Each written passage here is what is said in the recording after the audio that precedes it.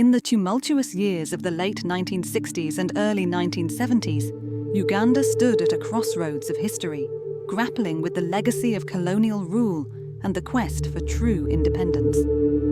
At the center of this transformative era was Idi Amin Dada, a towering figure whose rise from army commander to president would leave an indelible mark on the nation's landscape. Born in the remote village of Koboko in northwest Uganda, Idi Amin's journey to power was forged in the crucible of adversity. Raised in a humble household, he found his calling in the military, where his natural leadership and charisma quickly propelled him through the ranks.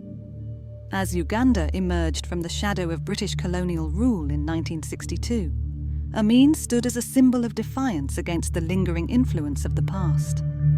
With a fierce determination to assert Uganda's sovereignty, he led his countrymen in the struggle for freedom, earning a reputation as a formidable warrior and statesman.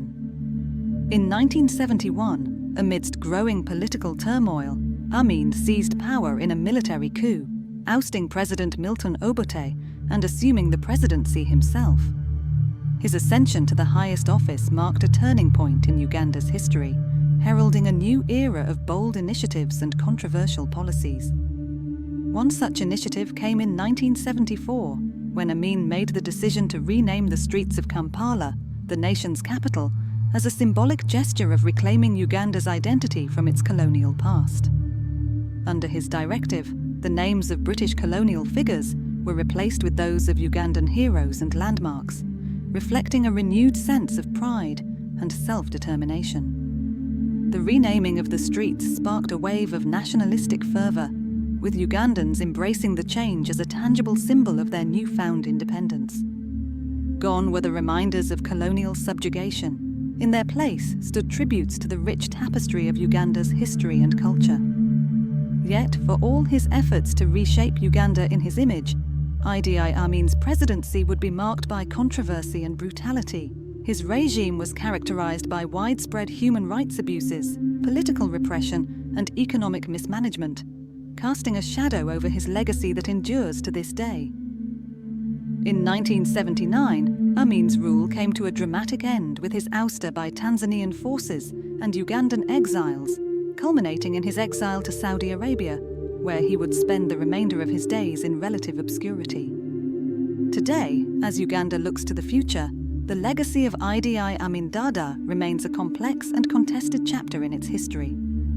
While his actions may have left scars that still linger, his vision of a proud and independent Uganda continues to resonate with those who seek to honor the spirit of resilience and determination that defines the nation. As the streets of Kampala bear witness to the passage of time, they stand as a testament to the enduring quest for freedom and self-determination that has shaped Uganda's journey from colonial subjugation to sovereign nationhood, and in the echoes of their new names, they carry the hopes and dreams of generations yet to come.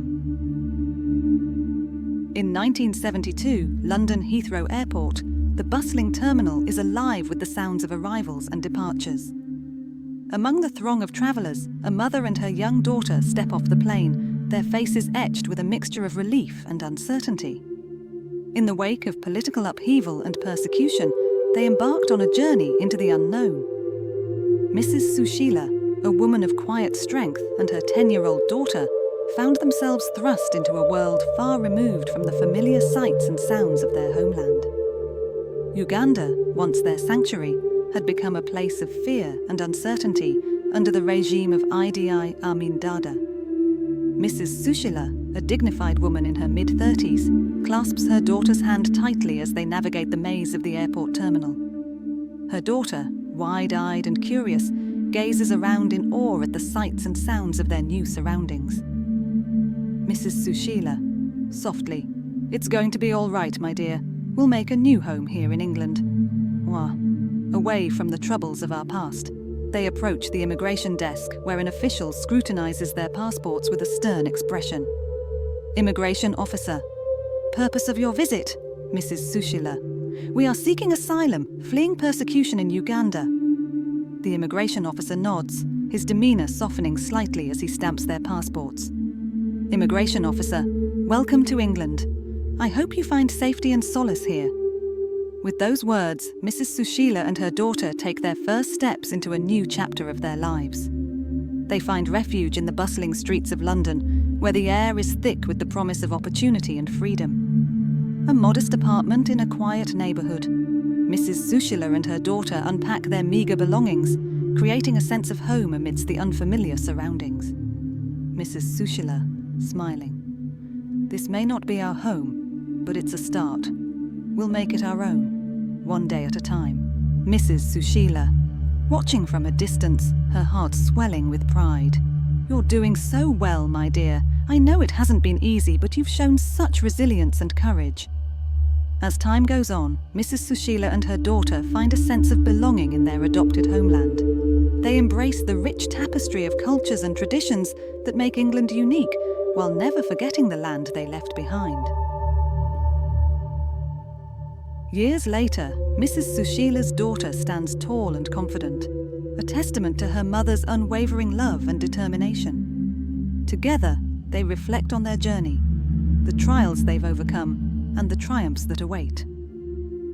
Mrs. Sushila, smiling. "We may have left Uganda behind, but it will always be a part of us.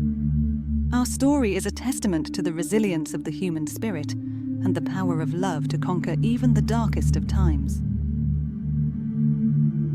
As the sun sets on their humble apartment, Mrs. Sushila and her daughter embrace the future with open arms, knowing that no matter where life may take them, they will always have each other. And so, the journey of Mrs. Sushila and her daughter continues, a testament to the enduring strength of the human spirit and the boundless possibilities that await those who dare to dream. The sun hangs high in the sky over the streets of Koboko, Uganda.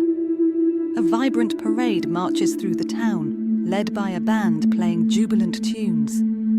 Crowds line the streets, cheering and waving flags as they await the arrival of their leader, President Idi Amin Dada. January 31st, 1978, a day of celebration and spectacle, as President Idi Amin marks the 7th anniversary of his military coup. In the heart of Koboko, the air is alive with anticipation as the town prepares to honour their leader in grand fashion. President Idi Amin, a towering figure in military regalia, sits atop a makeshift throne, his gaze fixed on the parade below. Beside him, a table laden with delicacies, a feast fit for a king. President Idi Amin, chuckling. "Ah, my dear chicken leg, how you tempt me so. But fear not, for I shall indulge in your savoury delights as I watch over my beloved people." With a flourish, President Idi Amin takes a bite of the chicken leg, savouring the flavours as he surveys the scene before him. The parade marches on, a colourful tapestry of dancers, musicians, and military personnel paying homage to their leader. For President Idi Amin, this anniversary is more than just a celebration of power. It is a testament to his enduring reign and the unwavering loyalty of his subjects. As he watches the festivities unfold, he cannot help but feel a swell of pride in his chest. As the parade reaches its climax, President Idi Amin rises from his throne, his presence commanding the attention of all who behold him. With a wave of his hand, he addresses the crowd, his voice booming with authority.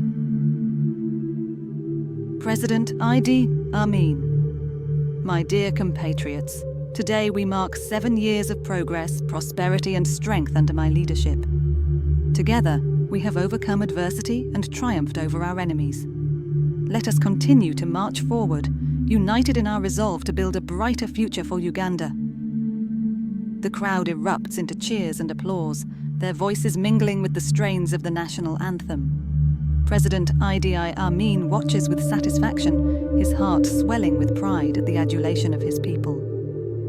And so, amid the revelry and fanfare, President Idi Amin stands as a symbol of power and authority, his presence casting a long shadow over the land. As the sun sets on Koboko, the celebrations continue long into the night, a testament to the enduring legacy of a man who dared to seize power and hold it in his grasp.